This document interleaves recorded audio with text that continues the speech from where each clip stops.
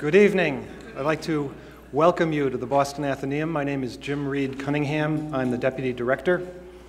And I wanted to first ask you that if you have a cell phone on you, if you could please turn off the sound, turn off the ringer, that would be appreciated. Also, in the very unlikely event that an alarm goes off, the people in the front half of the room will follow me through the doors to your left. People in the back half of the room, please go out the doors and follow a staff member to the exit near the Children's Library. Tonight's program is generously supported by the Massachusetts Society of the Cincinnati. Before introducing our speaker, I'd like to introduce Sam Carr, the president of the Society, who will speak to you now.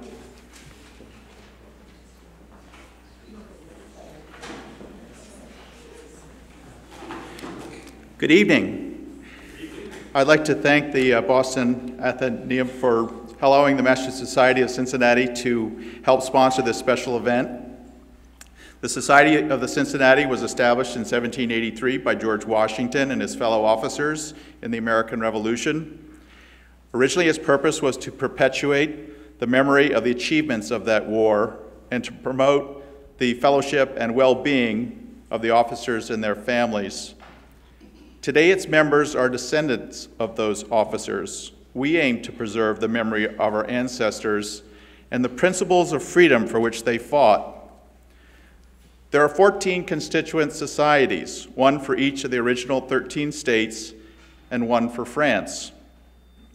Our national headquarters is located in Anderson House in Washington, D.C. It houses a museum and a library with one of the finest collections of the Revolutionary period. It is open to the public, and I encourage you to visit there if you are in Washington. I would like to introduce Alicia Tucker, our Director of Education, who has traveled from Anderson House to be with us tonight. She will talk briefly about our education programs. Thank you again for coming.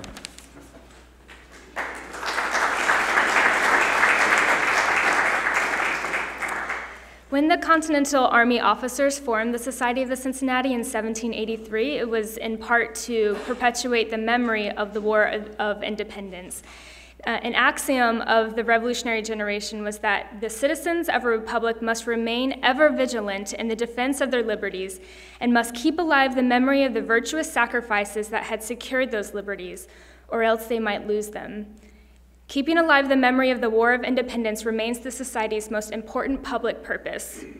To fulfill this important public purpose and to educate about the transformative significance of the American Revolution, we host a teacher seminar that is 1 week long at the headquarters in Washington, D.C., and it's held the last week of June. To apply, teachers submit their own lesson on a Revolutionary War topic aligned with their own state standards. And when they come to Anderson House, then they receive content instruction on the Revolutionary period, and they also receive generous research time in our premier special collections library to expand their lesson and to enrich it with primary source materials. These middle and high school teachers come from all across the country, and if they are accepted to the program, then their expenses are covered completely. And a grant from the Massachusetts Society of the Cincinnati covers almost completely the cost of the travel for the teachers, for which we are very grateful. The June 2014 seminar is fully subscribed, and I invite you that when we announce the 2015 after this coming Thanksgiving, that you share it with teachers in your community and that you can invite them to apply.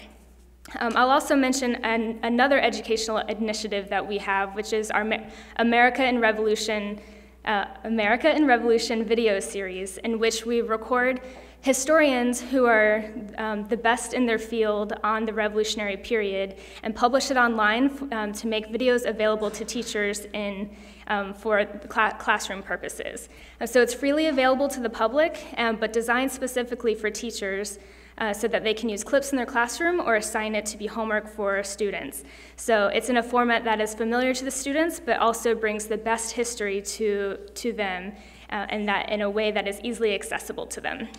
So tonight we are capturing Nathaniel Philbrick's presentation to add to our American Revolution video series and to bring his expert perspective into the classroom for teachers and students.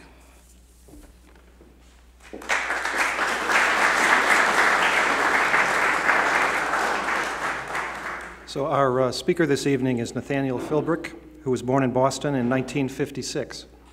He has won the Massachusetts Book Award for Nonfiction, the New England Book Award from the New England Independent Booksellers Association, and the Boston History Award from the Bostonian Society.